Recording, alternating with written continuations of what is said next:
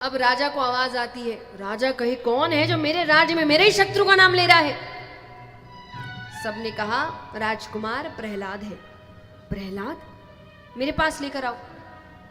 अब वो उनको समझा रहे हैं कि पुत्र मैंने कहा ना, भगवान यानी तुम्हारे पिता। वो कहे नहीं, भगवान तो एक ही है।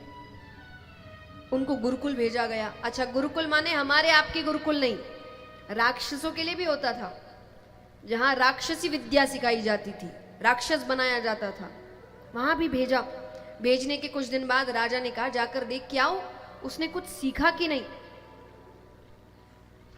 सेवक ने आके कहा प्रभु वो सीख नहीं रहा, वो सिखा रहा है, वहां भी भजन कीर्तन चल रहे हैं।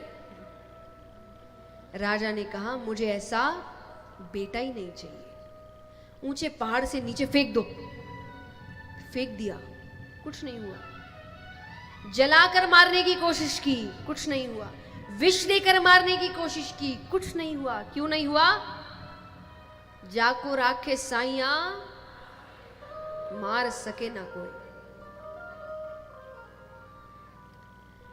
अब राजा को लग रहा है कि ऐसे तो प्रजा में मेरा डर खत्म हो जाएगा, तो उन्होंने कहा मैं अपने बेटे को ही खत्म, मैं अपने हाथों से मारूंगा। और सबके सामने, तो बीच सभा में उन्होंने मारने की तैयारी करी। प्रजा को भी बुलाया गया है। अब राजा कहे आखिरी बार पूछ रहा हूं, बता दे भगवान कौन है। प्रहलाद जी कहे श्री हरि, केवल श्री हरि। राजा कहे हरि हरि हरि, कहां है तेरा हरि? प्रहलाद जी कहे वो हर जगह है, वो मुझ में है, वो आप में है, वो जीव में है, निर्जीव में है। राजा कहे निर्जीव में है? बोले हाँ। अब वो आसपास देखे निर्जीव क्या है, उसको खंबा दिखता है। तो वो कहे इस खंबे में है तेरा हरि? बोले खंबे में भी है। बोले मैं खंबा ही तोड़ता हूं। उसने पहला प्रहार किया, दूसरा प्रहार किया, तीसरा प्रहार करते ही वो खंबा टूटता है और उसमें से भगवान का नरसिंह अवतार बाहर। बोलिए नरसिंह भगवान की। दोनों के बीच युद्ध होता है। अंत में हिरण्यकश्यपु अधमरी हालत में है। भगवान उन्हें अपनी जांघों पर लेटाते हैं। अब भगवान कहे तुझे मारने से पहले मैं बता दूं कि तेरे मन में यह शंका ना रहे कि मैंने तो ब्रह्मा से वरदान मांगा था, तो मैं वरदान के दायरे में रहकर तुझे मार रहा हूं। तूने कहा 12 महीने में से किसी महीने में ना मरूं, ये 13वां महीना पुरुषोत्तम महीना है। तूने कहा ना दिन में मरूं ना रात में मरूं, मैं शाम के समय तुझे मार रहा हूं। तूने कहा ना घर के अंदर मरूं ना घर के बाहर मरूं, मैं दहलीज पर बैठकर तुझे मार रहा हूं। यहाँ कई युवाओं को समझ आएगा, जब आप दहलीज पे खड़े रहो ना, बड़े बुजुर्ग कहते या तो अंदर आके बात करो या तो उसको, दोनों नहीं माना जाता।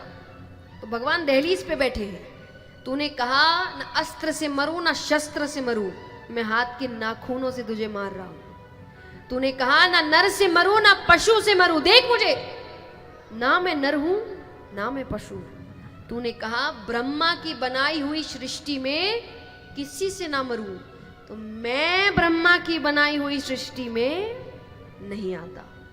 भगवान अपने हाथ के नाखूनों से चीरते हुए मारते। अब भगवान बहुत क्रोध में है, उनका क्रोध शांत नहीं हो रहा। तो देवताओं ने कहा जिसके लिए क्रोध आया है शांत भी वही करेगा। तो प्रहलाद जी को भेजा जाता है। प्रहलाद जी जाते ही भगवान के चरणों को पकड़ते हैं।